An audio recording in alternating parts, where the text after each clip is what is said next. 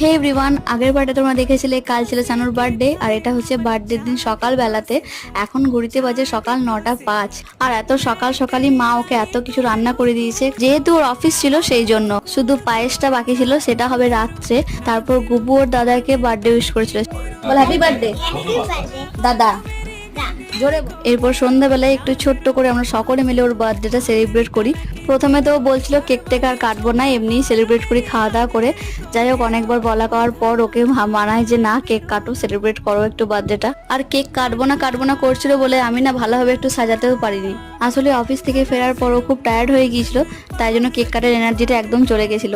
আর জন্মদিনে কেক না কাটলে হয় বলো, কিরকম একটা ফাঁকা ফাঁকা লাগছিল। তো যাই হোক, এইভাবে আমরা পরিবারের সকলে মিলে ওর বার্থডেটা সেলিব্রেট করলাম। তারপর আমরা ডিনারে বসে যাই, আর ডিনারে ওর পছন্দের খাবার ছিল বাসন্তী পোলাও আর মাটন কষা, তার সঙ্গে পায়েস আর মিষ্টি। সো আজকের মতো এইটুকুই, ততক্ষণ সকলে ভালো থেকো, টাটা।